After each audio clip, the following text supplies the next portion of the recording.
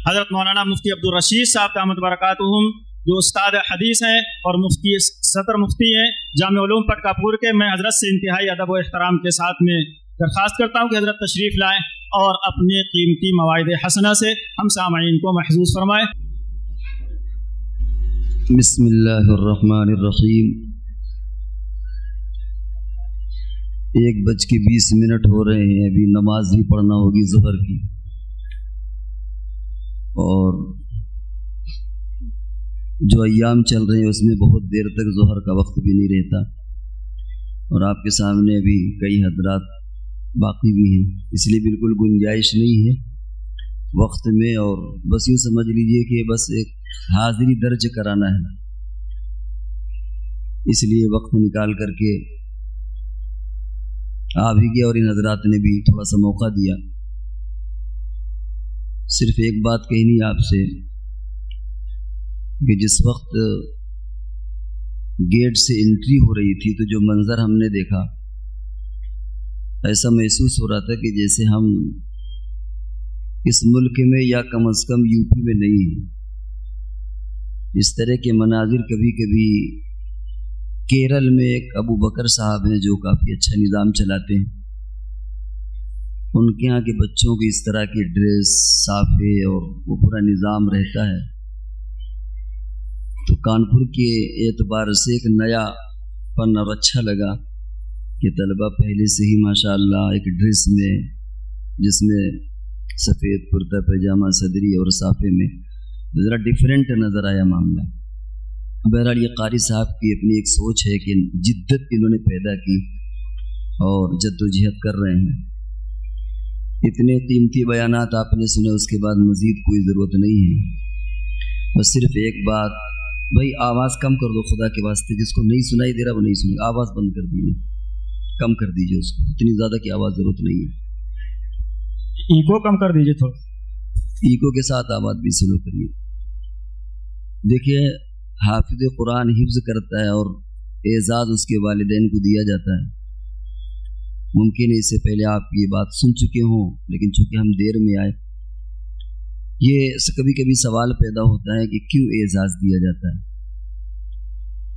ظاہر ہے اس کی وجہ یہی ہے کہ وہ سبب بنتے ہیں بچے کی حفظ قرآن کا۔ اگر بچے کے اندر تمنا پیدا ہو، امنگ پیدا ہو، وہ بار بار گھر میں تقاضا کرے کہ میں حافظ بنوں گا،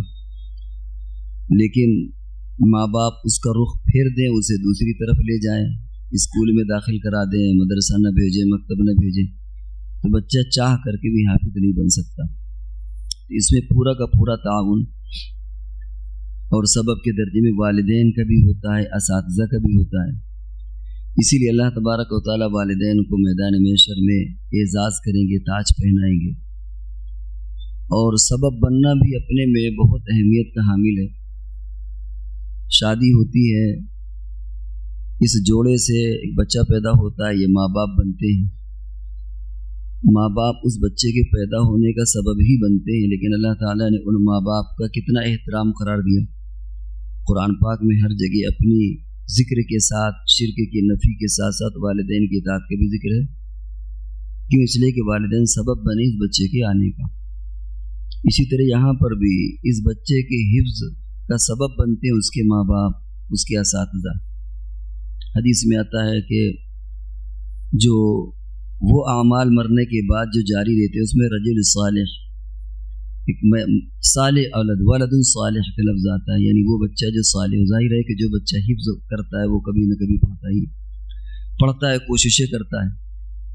تو اس لیے ان کے والدین بھی مبارکبادی کے مستحق ہیں، اساتذہ بھی مبارکبادی کے مستحق ہیں۔ اور یہ قرآن یہ عالم کی روح،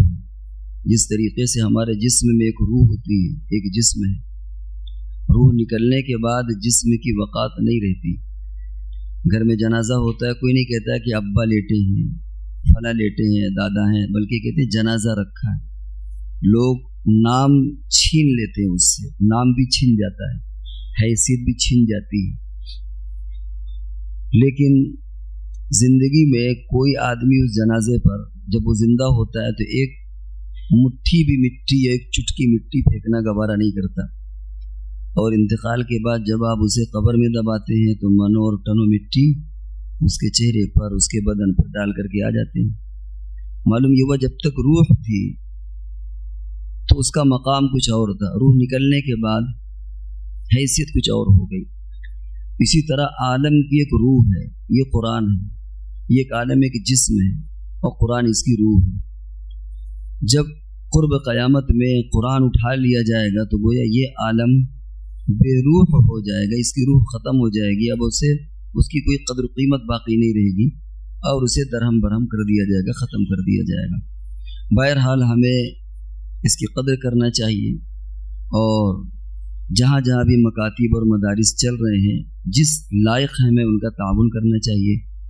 माली एतबार से, पैसों के एतबार से, मशवरों के एतबार से, और आखिरी दर्जा ये कि कम से कम वहाँ के पढ़ने और पढ़ाने वालों बच्चों के वो मोहब्बत की नज़र से देख लें, कभी कभी उनके सर पर हाथ फेर लें, शायद यही चीज़ हमारे लिए निजात का ज़रिया बन जाए। अल्लाह तबारक व तआला हम सबको अमल की तौफीक अता फरमाए और ये मकतब और इस तरह के जितने भी मकातिब चल रहे हैं, अल्लाह तबारक व तआला उन सबको अपनी बारगाह में कबूल फरमाए। व आखिर दावाना अल्हम्दुलिल्लाह रब्बिल आलमीन।